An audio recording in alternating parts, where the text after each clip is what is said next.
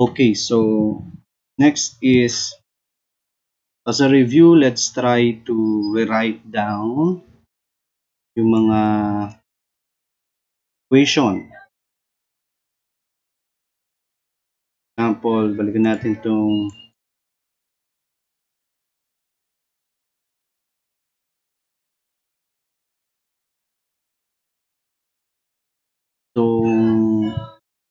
actual member here. Yeah. So in general, we can assume a shape function form. But since for a trust member, an actual member, drawing ko siya dito. Ito yung ating actual member. So let's assume local, no? Meron tayong either tension or a compression. So this has, example, meron tong formation U. Okay? So, kung meron kang deformation here, meron dito, lumalabas meron tayong dalawang displacement. So, since may dalawang displacements tayo, we can assume a shape function may dalawang unknown constants, which is in a form like this. U of x, a naught plus a1x. A u of x, the displacement, a naught plus a1x. Shape function. So, in matrix form, ganyan daw siya. Matrix form, this is something like 1x x plus a naught then a1. Diba sa matrix multiplication, compatible dapat yung row sa number of column. We have one row, we have one column. Consistent dyan, no? Okay. Next is, we apply the boundary condition. The displacement at, say, x is 0 is u1, and at x equals L is u of L equals u2. Shoot natin yun, no? Makita yung pen. So, at x equals 0, u at 0 equals u1. Substitute ko siya. Okay, u at 0 equals a naught plus a1 times, which is x is 0. Ayan, no? Therefore, okay, u at 0 equals a naught. Diba? Kasi any number multiplied to 0 will be 0. So, at x equals L naman, at x equals L, u at L equals a naught plus a1 L. Okay, but a naught is u of 0. So u at L equals 0 plus a1 L. So therefore, a1 equals, natin itong dalawa, u at L minus u at 0 over L. So yan yung a1. Is u at L is simply the u2. Yun, no? u2 minus u1 over din yun, no? Then, substitute natin siya sa ating back to our original equation. U at x and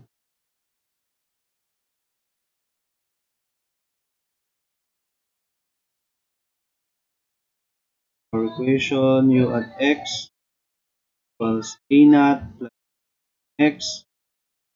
So, u at x, but a naught is u1 plus a1 is u2 minus 1 over L. Okay? Therefore, u at x equals u1 plus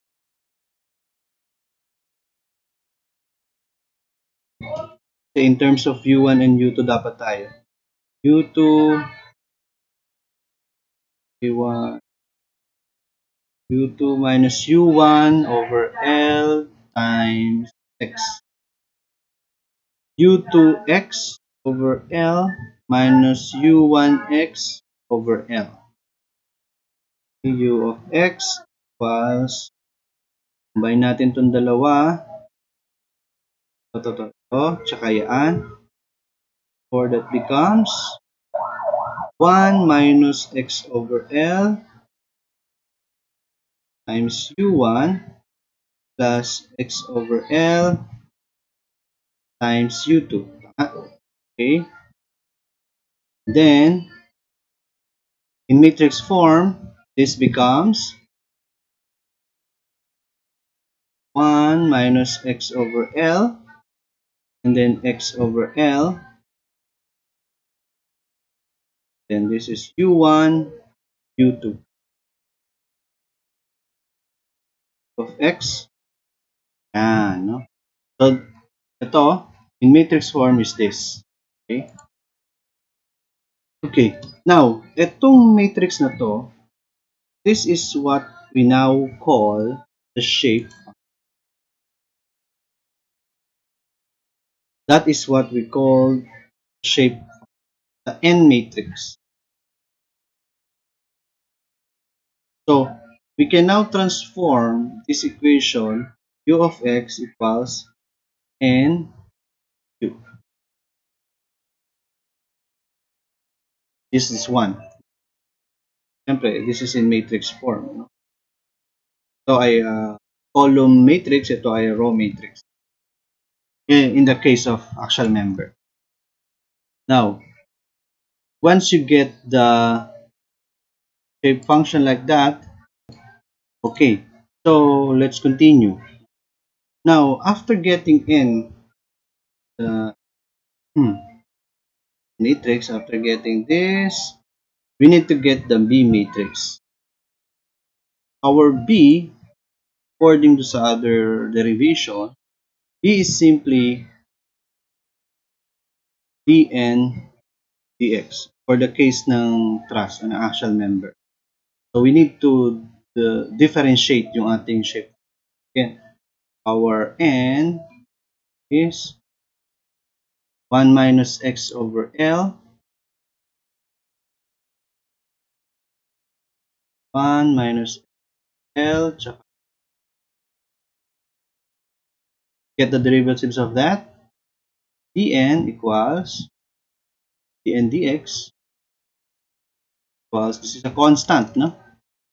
And then this is a x over L, so this becomes negative 1, 1,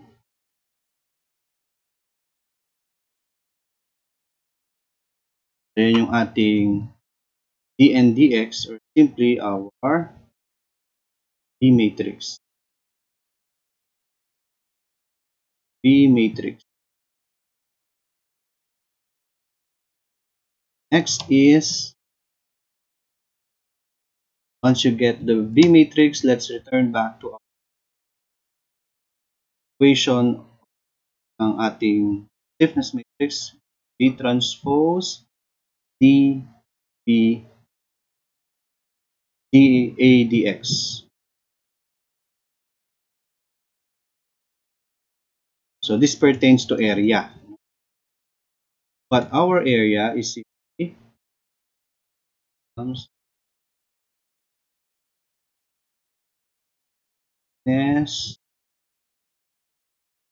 matrix.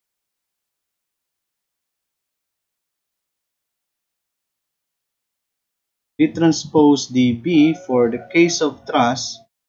This becomes, since assume natin constant yung area,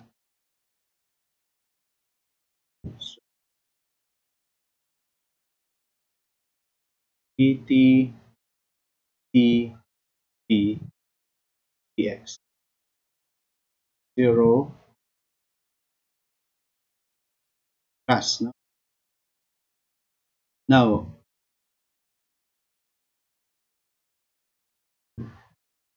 Now, for an actual member, can now assume yung D matrix natin is simply the E or the Young's modulus.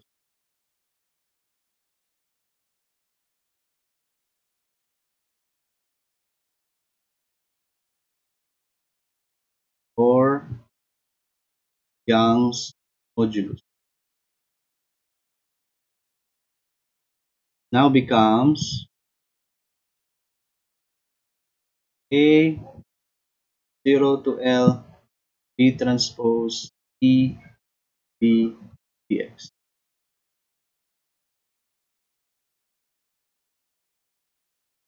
It. So, ano lang natin, no? Eh, di ba, E is constant, no? Young's modulus, no? Pwede na natin itong yan, no? Now, further B, AE, integral of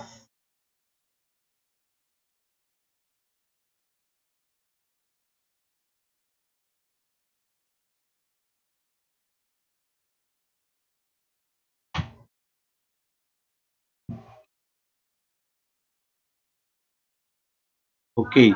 So, okay ko, no? Now, so yun nga, in-extract ko yung A kasi this pertains to volume. So, A dx. Assume na constant yung area. Now, for truss member, your D matrix will now become your E or Young's modulus, which is a constant, no? Can now be further A equal of 0 to L D transpose E B dx. Yes? Sorry, wala na pala itong E dapat. D transpose B dx na lang. Wala na to. But we now know our B matrix as this. Write that. A E integral of 0 to L. B is transpose of that is negative 1 over 1 over, then the B itself 1 over L 1 over L dx.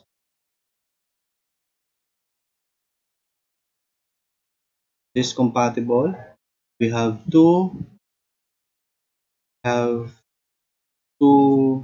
rows, two columns, so compatible. No? Okay.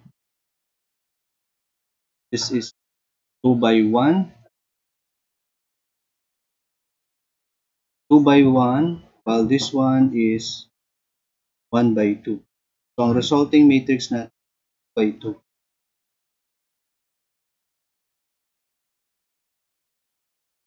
Okay, so let's continue. Yeah, no? So we are expecting a 2 by 2 matrix. In short, we are expecting 4 elements. Negative 1 over L times negative 1 over L.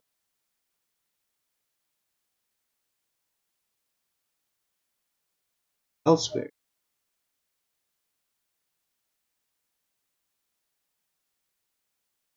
Negative 1 over L times 1 over L. So 1 over squared. 1 over L times squared. This is 1 over L squared.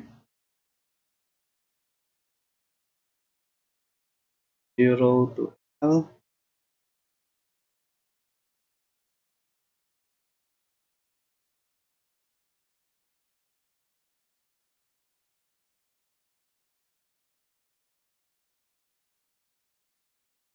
Right, So,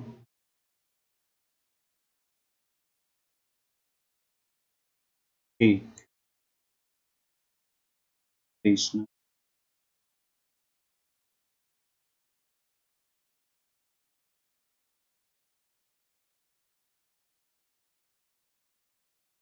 Okay.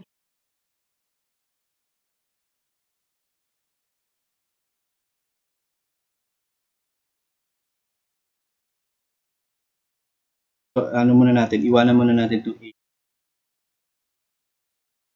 So, simply dx naman 'to, tapos simply that's just x. Kakaroon tayo ng x squared, x squared, x squared, x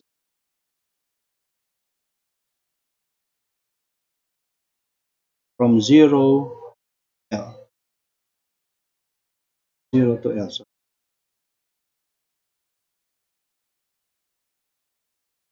okay, now becomes, substitute mo lang, no? 0 naman 'to, eh, no? L over L squared, negative L over L squared, L over squared, L over.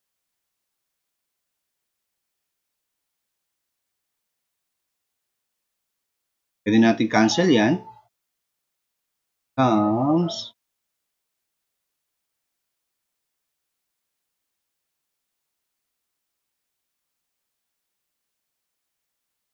1 over L, 1 over 1 over L, 1 over L. Yan.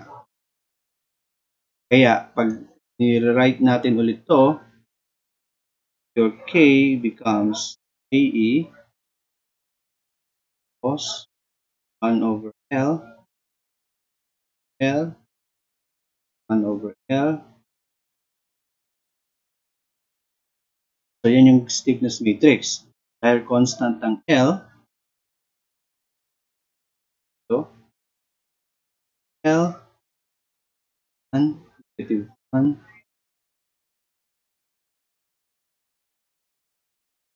So, this looks familiar. Pwede mo rin siyang, so, we were able to derive this using simple equilibrium equation. Pero using the finite element concepts, incorporate natin yung shape function, we still came up with the same answer. So, ganun yung parang pinaka-catch ng FEM. Pagdating sa trust, team, exact yung lumalabas. Kaya, this is consistent with the matrix analysis, with other classical structural analysis. Doon nare-reconcile, no? Yung concept ng FEM tsaka classical structural analysis. They have the same stiffness matrix. So that's it. That's for axial member. Okay. Take note, this is a local stiffness.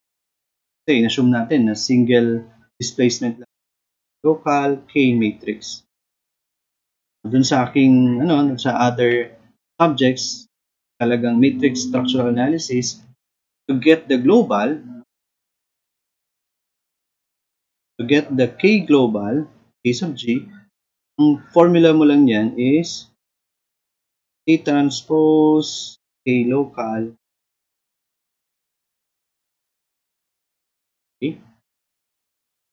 So yung T is the what we call the transformation matrix. Transformation matrix.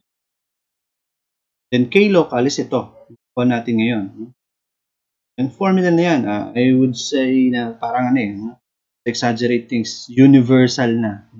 We can apply this sa beam, no? Even sa 2D, 3D, no?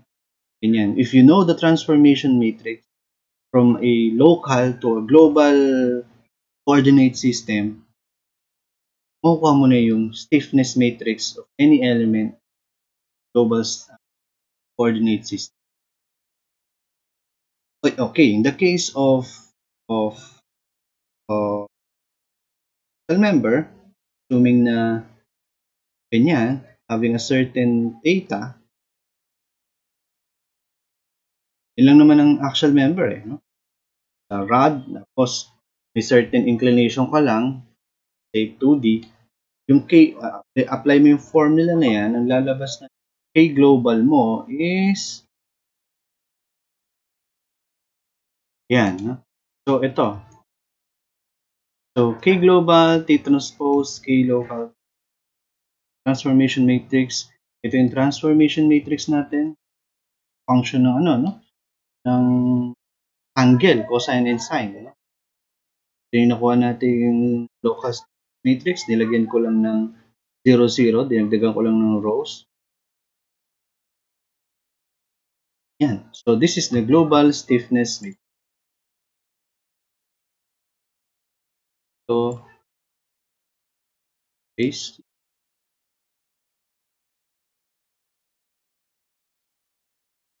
Yan.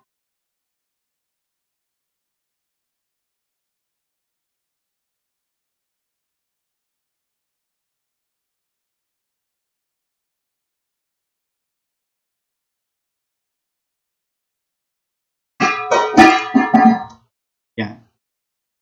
From this, wala ng 0, 0. Kasi nga, dito kasi, na-show natin na 0 yung vertical both ends.